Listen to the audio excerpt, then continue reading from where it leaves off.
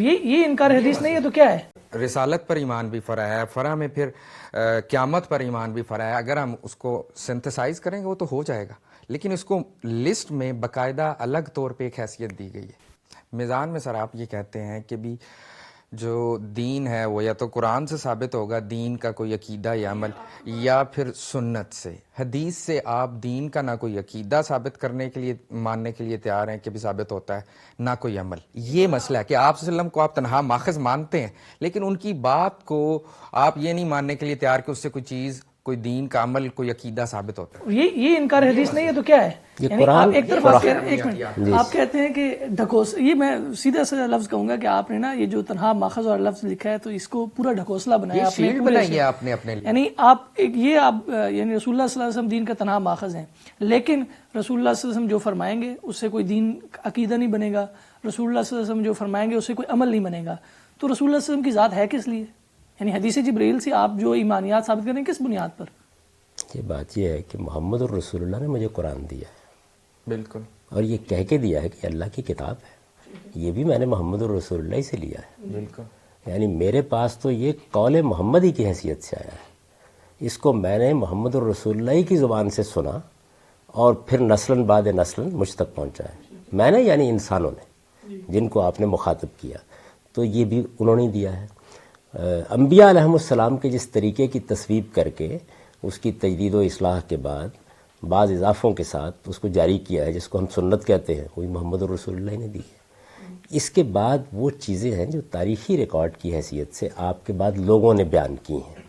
تو وہاں سوال یہ نہیں ہے کہ ماننا یا نہیں ماننا، سوال یہ ہے کہ ان میں کیا چیز بیان ہوئی ہے. تو میں نے جائزہ لے کے بتا دیا ہے کہ ان میں یا تو اس دین کی تفہیم و تبیین ہوتی ہے جو قرآن و سنت کی صورت میں محمد الرسول اللہ صلی اللہ علیہ وسلم نے ہم کو دیا ہے، اور یا اس میں آپ کے اسوہ حسنہ کا بیان ہوتا ہے. تو یہ کنٹینٹ کا انالیسز ہے. کوئی آدمی یہ سمجھتا ہے کہ نہیں اس سے بڑھ کر کوئی بات ہوتی ہے یا اس سے کمتر کوئی بات ہوتی ہے، وہ بیان کر دے اس بات کو. یعنی کیا قرآن مجید کو مطالعہ کرنے کے بعد مجھ کو یہ کہنے کا حق نہیں کہ اس میں کیا باتیں بیان ہوئی ہیں؟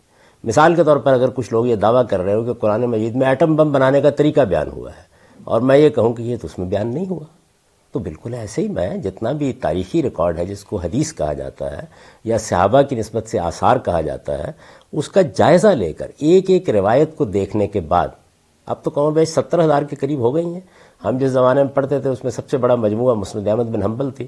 زیادات وغیرہ کو شامل کر کے آپ کہہ سکتے تھے کوئی 30-35,000 کے قریب روایات ہیں.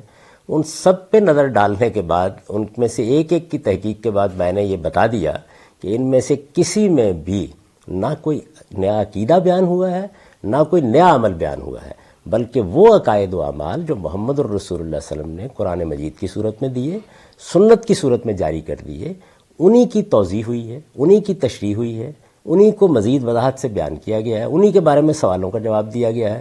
تو دو لفظ میں نے متعارف کرائے، تفہیم و تبیین اور اسوہ حسنہ. تو اس میں انکار کا سوال کہاں سے پیدا ہو گیا؟ تو کنٹینٹ کا انالیسز ہے. تقدیر پر سر آپ ایمان رکھتے ہیں؟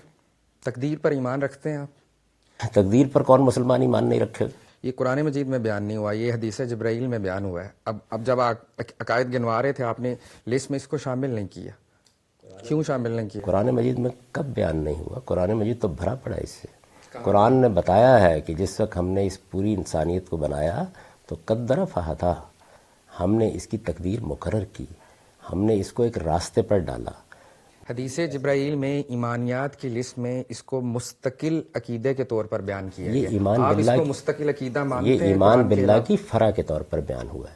جب فرع میں اللہ پھر رسالت پر ایمان بھی فرع ہے، فرع میں پھر قیامت پر ایمان بھی فرع ہے. اگر ہم اس کو سنتھسائز کریں گے وہ تو ہو جائے گا، لیکن اس کو لسٹ میں باقاعدہ الگ طور پہ ایک حیثیت دی گئی ہے، تقدیر پر ایمان. آپ یہ دیکھیے کہ جہاں میں نے ایمانیات بیان کیے ہیں وہاں یہ بتایا ہے کہ تقدیر کی کیا نوعیت ہے، وہاں یہ بتایا اللہ کے فیصلوں کی کیا نوعیت ہے. یہ ساری چیزیں بیان کی ہیں. اس میں پورا باب ہے کہ ذات باری تعالیٰ کے بارے میں ہم کیا رویہ اختیار کریں گے قرآن مجید کی روشنی میں. پھر یہ بتایا کہ اللہ تعالیٰ کی صفات کا، تو یہ در حقیقت اللہ تعالیٰ کی صفات کا اظہار ہے. یعنی وہ انسانوں کے ساتھ یا اپنی مخلوقات کے ساتھ کیسے معاملہ کرتا ہے. کیا اس نے مخلوقات کو بس پھینک دیا ہے یا ان کے لیے ایک اندازہ مقرر کیا ہے، ان کے لیے ایک تقدیر متعین کی ہے، ان کے بارے میں اس نے کچھ فیصلے کیے ہیں، ان کی ایک ابتدا ہے، ان کی ایک انتہا ہے. جو آدمی اس کو نہ مانے تو اس کا مطلب یہ ہے کہ وہ اللہ تعالیٰ کو غیر متعلق کر رہا ہے. دیکھیے قرآن کہتا ہے الا لہ الخلق والامر، یعنی صرف اللہ تعالیٰ نے تخلیق ہی نہیں کیا، مخلوقات پیدا ہی نہیں کی ہیں، ان کے ساتھ ان کا نظم بھی اس کے ہاتھ میں ہے.